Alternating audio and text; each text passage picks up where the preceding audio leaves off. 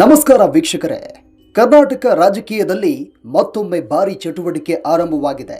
ಹಲವು ತಿಂಗಳುಗಳಿಂದ ಚರ್ಚೆ ಆಗ್ತಾ ಇದ್ದ ಸಚಿವ ಸಂಪುಟ ವಿಸ್ತರಣೆಗೆ ಈಗ ಹೊಸ ವೇಗ ಸಿಕ್ಕಿದೆ. ದೆಹಲಿಯಲ್ಲಿ ಕಾಂಗ್ರೆಸ್ ಹೈಕಮಾಂಡ್ ನಡೆಸಿದ ಮಹತ್ವದ ಸಭೆಯಲ್ಲಿ ಮುಖ್ಯಮಂತ್ರಿ ಡಿಕೆ ಶಿವಕುಮಾರ್, ಮಾಜಿ ಮುಖ್ಯಮಂತ್ರಿ ಸಿದ್ದರಾಮಯ್ಯ ಸೇರಿದಂತೆ ಹಲವು ನಾಯಕರು ಭಾಗಿಯಾಗಿದ್ರು. ಹಾಗಾದ್ರೆ ಸಚಿವ ಸಂಪುಟ ವಿಸ್ತರಣೆ ಯಾವಾಗ? ಯಾರಿಗೆ ಸಚಿವ ಸ್ಥಾನ ಸಿಗಬಹುದು? ಯಾರಿಗೆ ನಿರಾಸೆಯಾಗಬಹುದು? ಹೈಕಮಾಂಡ್ ಏನು ಸೂಚನೆ ಕೊಟ್ಟಿದೆ? ಈ ಎಲ್ಲ ಪ್ರಶ್ನೆಗಳಿಗೆ ಉತ್ತರ ಹುಡುಕೋಣ. ಕಾಂಗ್ರೆಸ್ ಸರ್ಕಾರ ಅಧಿಕಾರಕ್ಕೆ ಬಂದ ನಂತರ ಕೆಲವು ಸಚಿವ ಸ್ಥಾನಗಳು ಖಾಲಿಯೇ ಉಳಿದಿವೆ. ಆರಂಭದಲ್ಲಿ ಎಲ್ಲ ಶಾಸಕರಿಗೂ ಅವಕಾಶ ನೀಡಲು ಸಾಧ್ಯವಾಗಿರಲಿಲ್ಲ. ಹೀಗಾಗಿ ಹಲವು ಶಾಸಕರು ಕಳೆದ ಕೆಲವು ತಿಂಗಳುಗಳಿಂದ ಸಚಿವ ಸ್ಥಾನಕ್ಕಾಗಿ ಲಾಬಿ ನಡೆಸ್ತಾ ಇದ್ದಾರೆ. ಇದೀಗ ದೆಹಲಿಯಲ್ಲಿ ನಡೆದಂಥ ಸಭೆಯ ಬಳಿಕ ಸಂಪುಟ ವಿಸ್ತರಣೆ ಮತ್ತೆ ಸುದ್ದಿಯ ಕೇಂದ್ರ ಬಿಂದುವಾಗಿದೆ. ದೆಹಲಿಯಲ್ಲಿ ಏನಾಯಿತು? ಕಾಂಗ್ರೆಸ್ ರಾಷ್ಟ್ರೀಯ ನಾಯಕತ್ವದೊಂದಿಗೆ ಕರ್ನಾಟಕದ ಪ್ರಮುಖ ನಾಯಕರು ಚರ್ಚೆ ಮಾಡಿದರು. ರಾಜ್ಯದ ರಾಜಕೀಯ ಪರಿಸ್ಥಿತಿ, ಆಡಳಿತದ ಕಾರ್ಯಕ್ಷಮತೆ, ಪ್ರಾದೇಶಿಕ ಹಾಗೂ ಜಾತಿ ಸಮೀಕರಣ ಸೇರಿದಂತೆ ಹಲವು ವಿಷಯಗಳ ಬಗ್ಗೆ ಸಭೆಯಲ್ಲಿ ಚರ್ಚೆಯಾಗಿದೆ ಎನ್ನಲಾಗಿದೆ.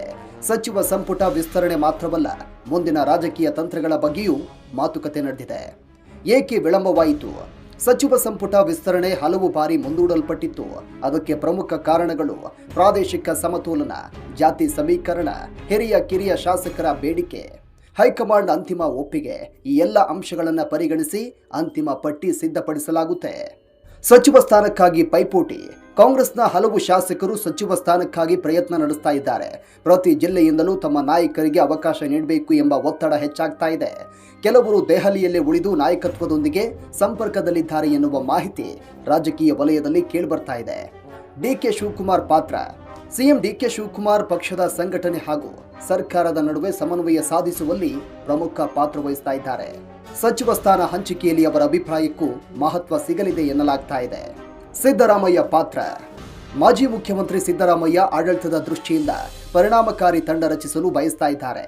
ಅನುಭವ ಮತ್ತು ಕಾರ್ಯಕ್ಷಮತೆಗೆ ಆದ್ಯತೆ ನೀಡುವ ಸಾಧ್ಯತೆ ಇದೆ. ಕಾಂಗ್ರೆಸ್ ಹೈಕಮಾಂಡ್ ರಾಜ್ಯದ ಬೆಳವಣಿಗೆಗಳನ್ನು ಸೂಕ್ಷ್ಮವಾಗಿ ಗಮನಿಸ್ತಾ ಇದೆ.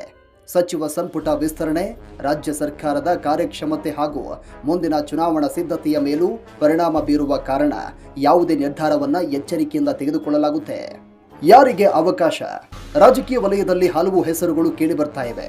ಆದರೆ ಅಧಿಕೃತ ಪಟ್ಟಿ ಇನ್ನೂ ಕೂಡ ಪ್ರಕಟವಾಗಿಲ್ಲ. ಕೊನೆಯ ಕ್ಷಣದವರೆಗೂ ಬದಲಾವಣೆಗಳ ಸಾಧ್ಯತೆಯನ್ನ ತಳ್ಳಿ ಹಾಕುವಂತಿಲ್ಲ. ಯಾರಿಗೆ ನಿರಾಸೆ? ಎಲ್ಲರಿಗೂ ಸಚಿವ ಸ್ಥಾನ ನೀಡುವುದು ಸಾಧ್ಯವಿಲ್ಲ. ಹೀಗಾಗಿ ಕೆಲವರು ಮತ್ತೆ ಕಾಯಬೇಕಾಗಬಹುದು. ಅಸಮಾಧಾನ ಉಂಟಾಗದಂತೆ ಹೈಕಮಾಂಡ್ ಸಮತೋಲನ ಸಾಧಿಸಲು ಪ್ರಯತ್ನ ಮಾಡ್ತಾ ಇದೆ. ಪ್ರಾದೇಶಿಕ ಸಮೀಕರಣ. ಉತ್ತರ ಕರ್ನಾಟಕ, ದಕ್ಷಿಣ ಕರ್ನಾಟಕ, ಕರಾವಳಿ, ಹೈದರಾಬಾದ್ ಕರ್ನಾಟಕ ಹಾಗೂ ಬೆಂಗಳೂರು ಭಾಗಗಳಿಗೆ ಸಮಾನ ಪ್ರಾತಿನಿಧ್ಯ ನೀಡುವ ಬಗ್ಗೆ ಚರ್ಚೆ ನಡೆದಿದೆ ಅಂತ ಹೇಳಲಾಗ್ತಾ ಇದೆ. ಜಾತಿ ಸಮೀಕರಣ. ಲಿಂಗಾಯತ, ಒಕ್ಕಲಿಗ, ಕುರುಬ, ದಲಿತ, ಹಿಂದುಳಿದ ವರ್ಗ ಹಾಗೂ ಅಲ್ಪಸಂಖ್ಯಾತ ಸಮುದಾಯಗಳಿಗೆ ಸಮತೋಲನ ನೀಡುವ ಸಾಧ್ಯತೆ ಇದೆ. ಮುಂದಿನ ರಾಜಕೀಯ ಪರಿಣಾಮ. ಸಂಪುಟ ವಿಸ್ತರಣೆಯ ಬಳಿಕ ಸರ್ಕಾರ ಇನ್ನಷ್ಟು ಬಲವಾಗುತ್ತದೆಯೇ ಅಥವಾ ಅಸಮಾಧಾನ ಹೊಸ ರಾಜಕೀಯ ಬೆಳವಣಿಗೆಗಳಿಗೆ ಕಾರಣವಾಗುತ್ತದೆಯೇ? ಇದು ಮುಂದಿನ ದಿನಗಳಲ್ಲಿ ಸ್ಪಷ್ಟವಾಗಲಿದೆ. ಬಿಜೆಪಿ ಜೆಡಿಎಸ್ ಪ್ರತಿಕ್ರಿಯೆ. ವಿಪಕ್ಷಗಳು ಈಗಾಗಲೇ ಸರ್ಕಾರದ ಮೇಲೆ ಟೀಕೆ ಆರಂಭ ಮಾಡಿವೆ. ಸಂಪುಟ ವಿಸ್ತರಣೆ ರಾಜಕೀಯ ಲೆಕ್ಕಾಚಾರಕ್ಕಾಗಿ ನಡೀತಾ ಇದೆ ಅಂತ ಆರೋಪ ಮಾಡ್ತಾ ಇದೆ.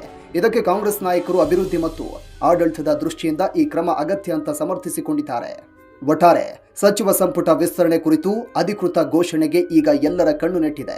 ಅಂತಿಮ ಪಟ್ಟಿಯಲ್ಲಿ ಯಾರು ಸ್ಥಾನವನ್ನು ಪಡಿತಾರೆ? ಯಾರಿಗೆ ನಿರಾಸೆಯಾಗುತ್ತೆ? ದೆಹಲಿ ಸಭೆಯ ಬಳಿಕ ಕರ್ನಾಟಕ ರಾಜಕೀಯ ಮತ್ತಷ್ಟು ರಂಗೇರಿದೆ. ವಿಡಿಯೋ ಇಷ್ಟವಾದರೆ ಲೈಕ್ ಮಾಡಿ, ಶೇರ್ ಮಾಡಿ, ಕಮೆಂಟ್ ಮಾಡಿ. Thank you.